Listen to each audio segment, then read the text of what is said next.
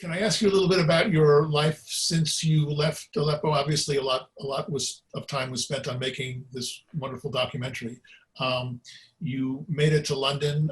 You're living there now. I mean, can I ask you both? I'd like to know a little bit about your professional life now, post this film, and what you're working on or want to work on, and also, of course, I want to ask you how Sama is doing. Yeah, I mean, we started our life here in London like around 3 years ago. We lived 1.5 years before that in Turkey, and then we came here. 2 years fully for Sama, like just to make for Sama, and then like almost 1 year of releasing the film everywhere. And I mean, Raney knows about this because none of us like expected that the film will go like widely in the world like this. And now it's been like literally 1.5 years since For Sama was released. And we almost every day have at least like one event related to the film. So it's taking most of the time. On the other hand, I'm still working with Channel 4 News. I reported like a stories from hospital here in London when the lockdown happened. I went to Moria in Greece where the fire happened, and also I did the story from there. So I'm keep doing like a couple of stories in the rest of the time. And we have like a new film which we started like develop as an idea to work on for next project. Can you talk a little bit about that? I mean, we're still like very early in the process, but it's also like with Channel 4 News, and it's a story about Syria and about the deep experience about a girl who like facing something related to the past, and it's about memories, it's about like everything we were fighting for before, but it's about kind of like now. A documentary or a fiction film? It's a documentary, yeah. Right. And Sama? So Sama just started school last week, and or maybe not last week, maybe last month it's became, I'm still like saying last week. And she's like over the moon since she started school. I mean, she's so happy, and if she can like even go on weekends, she want to do this. So, I mean, I'm even like shocked how happy she is about that. And just, it's so nice to see like her, how she's really happy and enjoying the life here. But at the same time, I mean, it's not just about Sama, it's about all the children who maybe today live in camps or in very bad situation, or still until today in Idlib, who's been under shelling and bombing. So, I mean, I hope that something soon will happen in Syria and the whole life will be different. And I hope, of course, if I can like take her and her younger sister to go back to Syria and like continue our life there. That is your hope for the future? Yes, that's my main dream, actually. Yeah, I hope that's, I mean, I know this is not realistic thing, but this will be like always my goal. But you said in an interview, I read that your daughter's already speaking with a British accent. Yeah, yes, I mean, it's good, but I mean, I'm trying to teach them Arabic, and it's so hard in this situation, but I mean, I will keep like insisting on the Arabic too. Have you thought about when you will show the film to Sama and what you will say to her? I mean, this is a very hard question, and I've been asked this so much. Raney knows this. Like in every screening, there's someone who's asking us this question. But I mean, I really don't know. But you know, like this time, with children can go to YouTube and search for something by themselves. She knows there's a film called For Sama. She's super excited about that idea, but she doesn't know really like, and she's not fully understanding like what is it about and how is it about. She knows we are from Syria, Aleppo. I tell her sometimes like bed story before like she goes to sleep, and it's mostly about the nice things that we've lived through. But I mean, I don't know when really she will be able like to watch it fully. I have a 5-year-old granddaughter, and I know how inquisitive they can be in asking questions and beginning to grapple with big things like death and life. And it won't be long before she's going to start asking you tough questions. Yeah. No, she's asking me. Yesterday, she was, when I picked her up from school, she was telling me like, why we can't go to Syria? And I mean, it's so hard question, but like naturally I was telling her like, because there's a monster in Syria, and when he's done, we can go. And she was like, oh, okay, nice. She was like kind of fine.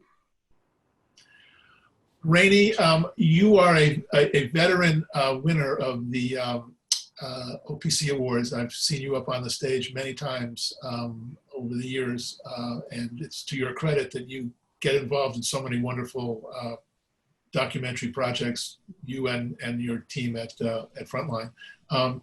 Is there anything more you want to say about this collaboration and this project before we take any further questions? Yeah, I'll share an anecdote which really showed us that this film was going to resonate in a way that we really hadn't seen a film, at least that Frontline was associated, resonate. And it's a little story, but it says it all.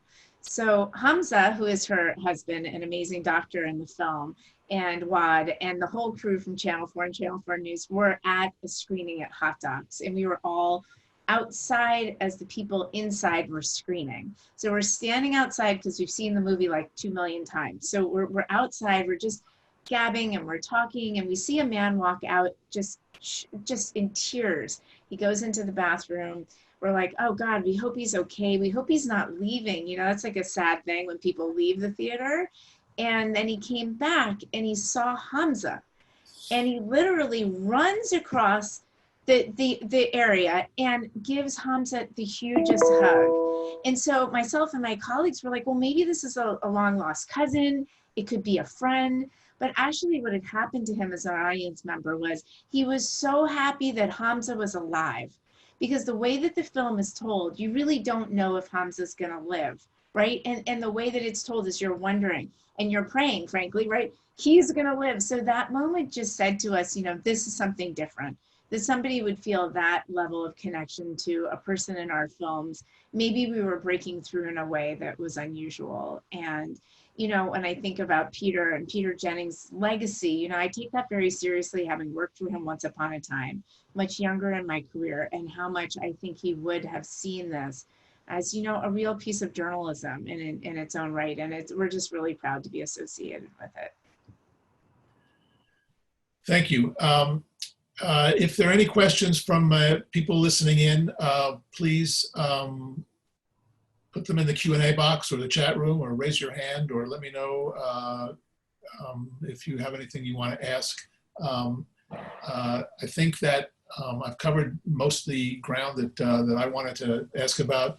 Waad, maybe before we go, you can just say a few more words about Syria and about your hopes to return, and are you in touch with people in Aleppo now at all? Are you have a sense of what the future may or may not hold? It doesn't look good from where I sit, but I don't know about what your perspective is. Yeah, it doesn't look good, or not going even any further, like better, but I still believe really that at the end of this, like the right thing will happen, and it doesn't matter how long it will last, but I'm sure at the end it will be like a free country, like a country with full of people who like me, activists who wanted to see this day one day, and we will keep doing everything we are doing just like toward that day. And also I think that Syrian people all over the world, now over half of the nation now are refugees, and they were fleeing their homes internally or outside. And all these people are planning and hoping to be back one day. But what can we do now is more about focusing on the present, on the things that we can do until that day will happen. And also I want to say something to all the journalists and filmmakers around the world. There's thousands and millions of stories in Syria which need to be told. So please come and talk with people, do what you can towards Syria. And no matter what is your job or what is your career, if you are, if you want to do something, there is a possibility of doing something. So please go and follow Action for Sama, the impact campaign that we created around the film. And thank you everyone who watched the film. Please tell everyone you know about that. And I hope really the whole world will be in better position next year. Thank you. Your comments are inspiring, as is your work. If you, as a 19-year-old young woman, can pick up a phone and start making journalism, and then in your 20s create such a beautiful movie as For Sama, I think your call to other people to tell their stories is a powerful one. So thank you. Thank you for joining us. Thank you, Raney. I see that we have Casey Jennings was on the call, sending her congratulations. Thank you again, OPC, for the opportunity to judge this panel and to host this conversation. Patty, did you want to say something to conclude? I just had one question about a shot at the very end of the film, where they pan way up, and you're walking down the road. How was that taken? I mean, you couldn't have taken it. That's another question that always gets asked. Yeah. So I got that drone from a friend. We were sharing this drone together, and I was like just training how to use it. And one day I was working on another project which didn't happen at the end. And in that story, I was talking about being pregnant and pregnancy with other women. And I thought that this could be like really nice shot to finish that project. So I've asked Hamza and our friend to go with me and take these shots. So I was planning, okay, take like this and like that. And because I was so bad at filming at a drone, so I didn't expect that they will make really good shots. But because both of them, they play PlayStation a lot, they did that perfectly. And I was so angry when I saw this footage. I was like, wow, that's so beautiful. Why I can't do that? And yeah, it's helped so much in the film. It was something as we planned, but it wasn't really planning for summer at all. It's a beautiful way to end the film. Yeah. And I just want to really thank you, and thanks you all for this amazing opportunity. Thanks to you, Robert, and all the jury for choosing For Sama, and for you, Raney, to be supportive through all the process. And I really hope that this story will be spreading more out and out. Right. Okay, thank you all. Well, thank you, everyone. Thank you so much. Bye. Bye.